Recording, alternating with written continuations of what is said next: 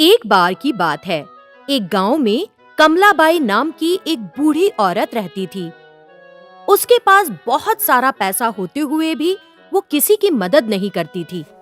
उसके कंजूस होने की वजह से सब उसकी उपेक्षा करते थे। कमलाबाई उसके पास जितना भी पैसा और सोना था, उसे एक बर्तन में रखकर अपने घर के बीच में गाड़ रखा था।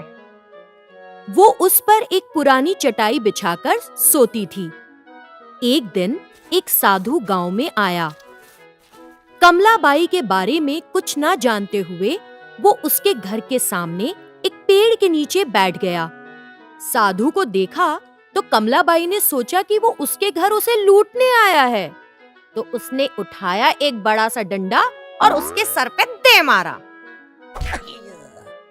अरे बदमाश, अभी भी मेरे पेड़ के नीचे बैठेगा? तेरी ऐसी हिम्मत! तुरंत वो साधु उठा और अपनी चीजें लेकर भाग गया। फिर उसने गांव के लोगों से कमलाबाई के बारे में पता किया।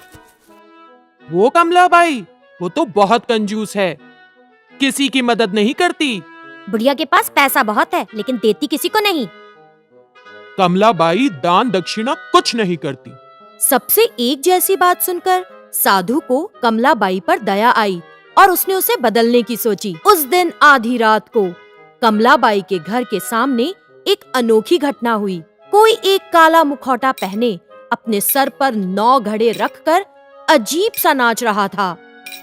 जब कमलाबाई ने पायल के घुंघरुओं की आवाज सुनी तो उसने एक बड़ा सा डंडा हाथ में लेकर घर का दरवाजा खोला।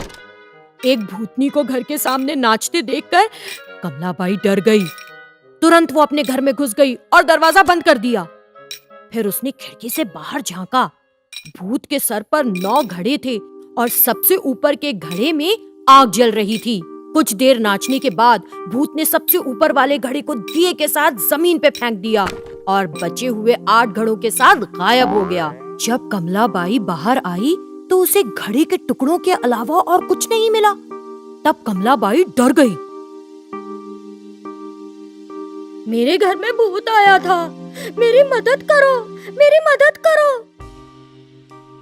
क्योंकि कमलाबाई को कोई पसंद नहीं करता था, किसी ने उसके चिल्लाने की फिक्र नहीं की। एक भूत मेरे घर के आगे नाच रहा था, इसका क्या मतलब हो सकता है? मुझे बहुत डर लग रहा है। लेकिन किसी ने उसकी बातों पर ध्यान नहीं दिया, बल्कि उसकी तरफ देखा भी नहीं। रात में कमलाबाई घर के अंदर एक बड़ा सा डंडा पकड़कर खड़ी हो गई। आधी रात होते ही उसने फिर से घुंघरुओं की आवाज सुनी।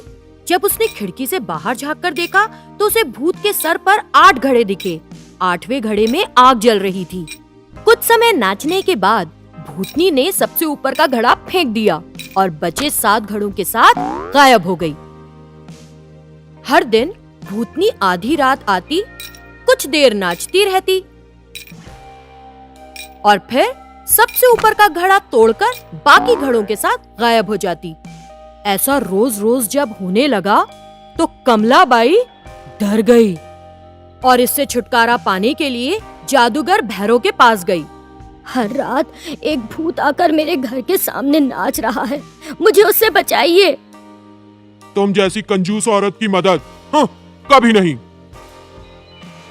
भूतनी की नाच से मैं बहुत परेशान हूँ, आप ही मदद करें। क्या तुम किसी की मदद करती हो? तुम्हारी मदद कौन करेगा? उसने अपने घर के सामने चौराहे पर पेड़ के नीचे उसी साधु को देखा। वो तुरंत उसके पास गई और कहा, साधु महाराज, जब आप मेरे घर के सामने बैठकर ध्यान कर रहे थे तो मैंने चोर है समझकर आपको बहुत पीटा, मुझे माफ कर दीजिए। साधु मुस्कुराया और बोला, कोई बात नहीं, अब तुम क्या चाहती हो? साधु महाराज, हर दिन एक भूतनी आधी रात अपने सर पर घड़े रखकर मेरे घर के सामने नाचती है। वो हर दिन एक घड़ा फोड़ रही है। फिलहाल उसके सर पर 5 घड़े हैं। इसकी वजह न जानकर मैं पागल सी हो रही हूँ। आपको मुझे उस भूत से बचाना होगा। साधु ने सोचा और नहीं में सर हिलाने लगा। कोई उपाय नहीं कमलाबाई, तुम्हारे आखिरी दिन आ गए हैं। ऐसा इसलिए क्योंकि भूतों का सरदार उन्हें छोड़कर कहीं चला गया है। इस वजह से सारे भूत निसहाय हो गए हैं। समूह छोड़ते वक्त भूतों के सरदार ने उनसे कहा कि तुम उनकी सरदार बनने योग्य हो, इसलिए वो भूत तुमको अपने साथ ले जाने की कोशिश में हैं। अगर तुम बहुत समय जीवित रही तो ये कैसे मुमकिन होगा? इसीलिए वो अलग अलग तरीकों से तुम्हें ले जाने का प्रयास कर रहे हैं। जैसे ही बचे हुए 5 घड़े फूट जाएंगे, तुम मर जाओगी। हे ईश्वर, आपको मुझे उनसे बचाना होगा। मैं अपनी सारी जमा पूंजी आपको दे दूंगी, कृपया कुछ कीजिए। ठीक है, आज से तुम श्रद्धा पूर्वक धर्म, पूजा, दान, सहायता और दूसरी अच्छी चीजें करना शुरू करो। बाकी मैं देखता हूँ। उस दिन से कमलाबाई ने दान देने का निश्चय किया। जब वो लोगों को दान देने पहुंची तो किसी ने उससे कुछ नहीं लिया। लोग उससे दूर जाने लगे। यहाँ तक कि कुत्तों और कौओं ने भी उसके डाले खाने को नहीं छुआ। और उस रात कमलाबाई के घर के आगे एक और घड़ा फूट गया। अगली सुबह कमलाबाई साधु के पास गई। साधु महाराज, मैं मृत्यु से नहीं बच पाऊंगी। कोई मेरा दान नहीं ले रहा। जो खाना मैं देती हूँ उसे कुत्ते और कौवे तक नहीं छूते। हाँ, क्योंकि तुमने ये धन लोगों की उपेक्षा करके अमानवीय ढंग से इकट्ठा किया है। पशु पक्षियों को भी इसकी खबर है। इसीलिए अब अपना पैसा मंदिर बनवाने, कुएं खुदवाने, अनाथालय बनवाने में खर्च करो।